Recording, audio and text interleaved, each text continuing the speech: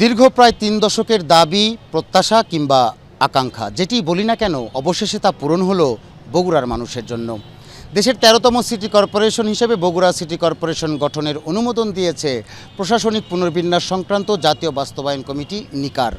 প্রধানমন্ত্রী তারেক রহমানের সভাপতিত্বে বৃহস্পতিবার নিকারের ১২০তম সভায় আয়তনে দেশের সবচেয়ে বড় পৌরসভা বগুড়া পৌরসভাকে সিটি কর্পোরেশন হিসেবে গঠনের অনুমোদন দেওয়া হয়।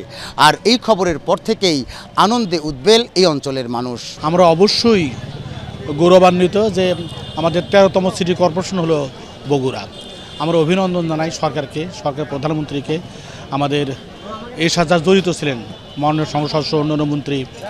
আজকে নিকারের বৈঠকে আজকে এটা অনুমোদন করা হয়েছে। এটা আমাদের খুশির খবর। বগুড়ার প্রত্যেকটা মানুষের, প্রত্যেকটা জনগণ আমরা আনন্দিত যে দীর্ঘদিনের যে প্রত্যাশা, সেই প্রত্যাশা আজকে আমাদের পূরণ হলো।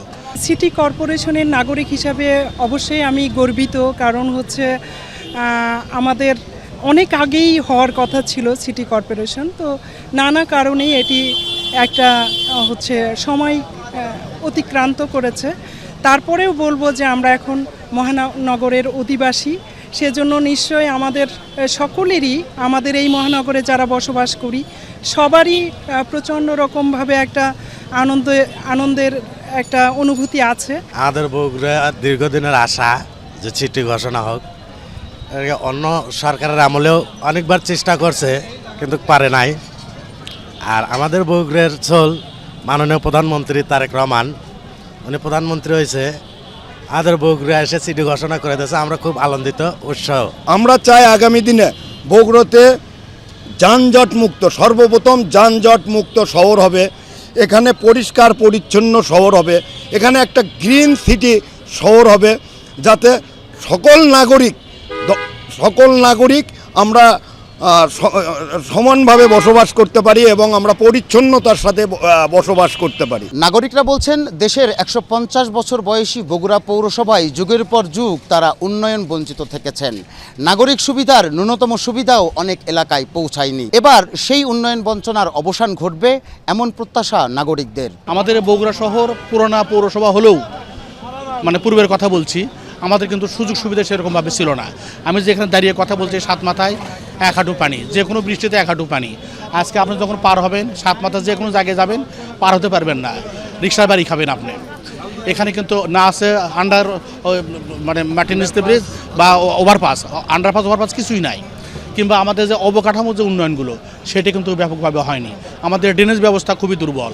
আমাদের পাশে যে করতা নদী যে গেছে, সেটা কিন্তু ব্যবস্থাপনা নাই। এখন মহানগরের সাথে সাথে এই কাজগুলো করা খুবই জরুরি। আমাদের এই দাবিগুলো আসলে দীর্ঘদিনের দাবি, জটলা পাকিয়ে গেছে।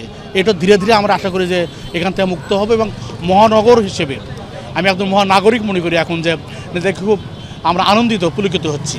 আর আমাদের একটা দাবি থাকবে, সংস্কৃতি অঙ্গন থেকে বগুড়াতে কোনো সাংস্কৃতিক পল্লী নাই। আমরা চাই বগুড়াতে ৮০টার মতো সংগঠন আছে, তারও বেশি, তাদের জন্য একটা সাংস্কৃতিক পল্লী হোক। তো আমি একটা নারী হয়ে মনে করি যে আমাদের মহানগরের অবকাঠামোগত অনেক উন্নয়ন করা দরকার। তার মধ্যে থেকে যেসব হচ্ছে উন্নয়ন, সেসব তো হবেই।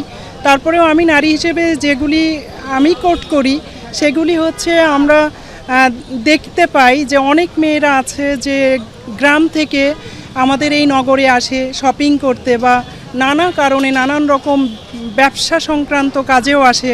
হয়তো তারা এসে দেখে যে শহরে হয়তো থাকে, রেস্তোরাঁও পায়, অনেক রেস্টুরেন্টে হয়তো খাওয়ার জায়গাটা পায়, কিন্তু তাদের যে হচ্ছে মেয়েদের যে একটা ব্যক্তিগত একটা ব্যাপার থাকে, তাদের একটা ওয়াশরুম দরকার হয়, টয়লেট দরকার হয়, সেটা আমার মনে হয় যে আমাদের বগুড়াতে একটু কম আছে।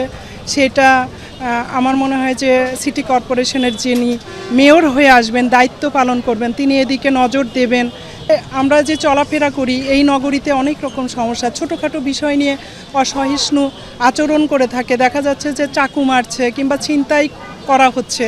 তো আমি একটা নারী হয়ে চাইবো যে আমি যেন স্বাধীনভাবে চলাফেরা করতে পারি, আমি কোথাও যেন কোনো সমস্যায় না পড়ি। এই জন্য আমার মনে হয় যে প্রশাসন এই ব্যাপারে উদ্যোগ নেবেন। আমাদের শহরে বোধহয় গাছপালা আরও লাগানো দরকার। সেই গাছপালা লাগানো হলে, বৃক্ষরোপণটা করলে আমাদের বায়ু দূষণটা কমবে। আমি মনে করি যে সিটি কর্পোরেশন হওয়ার পর প্রশাসক হিসাবে যদি নিয়োগ পায় তাহলে সবার আগে এই শহরের সবচেয়ে বড় সমস্যা ড্রেনেজ ব্যবস্থা এবং যানজট, এই দুইটাকে সবার আগে কন্ট্রোল করতে হবে। কন্ট্রোল করতে পারলে আর আমাদের সরকার এই শহরের মহানগর শহরের যে পরিষ্কার পরিচ্ছন্নতার যে বিষয়টা আছে সেটাকে আগে হাত দিতে হবে, দিয়ে পরিষ্কার পরিচ্ছন্নতা করলেই আমরা ধীরে ধীরে মহানগরীর যে সুযোগ সুবিধাগুলো সেগুলো ত্বরান্বিত করতে পারবো আমরা। এবং আমাদের চাওয়ার কি আছে, আমরা তো পৌরসভার অনেক টাইমে আমরা তো নাগরিক সুবিধা পাই না।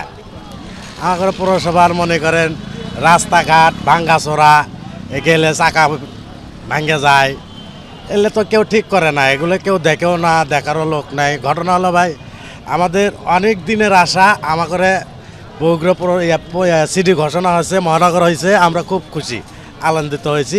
আমাদের চাওয়া যেন আমাদের বগুড়াতে যেগুলো দীর্ঘ 17 বছরে যেগুলো বঞ্চিত হয়েছিল উন্নয়নের কাজ জন্য, সেগুলো যেন উন্নয়ন আমাদের মাননীয় প্রধানমন্ত্রী আমাদের বগুড়াকে আলাদা দৃষ্টিতে যে দেখে যেন আমাদের বগুড়াকে উন্নয়ন আরও বেশি করে দেয়। নাগরিকরা বলছেন শুধুমাত্র অবকাঠামোগত উন্নয়ন নয়, সবুজ নগরী হিসেবে বগুড়াকে গড়ে তোলার জন্য যে ধরনের পদক্ষেপ নেওয়া দরকার, সরকার সিটি কর্পোরেশনের কার্যক্রম শুরু করার পরপরই সেই পদক্ষেপগুলো নেবে এমন প্রত্যাশা করেন তারা। দীর্ঘ কয়েক দশক অপেক্ষার পর সিটি কর্পোরেশন বাস্তবায়নের ঘোষণা এই অঞ্চলের মানুষকে যেভাবে আনন্দিত করেছে, ঠিক একইভাবে তারা প্রত্যাশা করছেন বগুড়া সিটি কর্পোরেশনকে সরকার গড়ে তুলবে দেশের একটি মডেল সিটি কর্পোরেশন হিসেবে। মেহেরুল সুজন, যমুনা নিউজ, বগুড়া।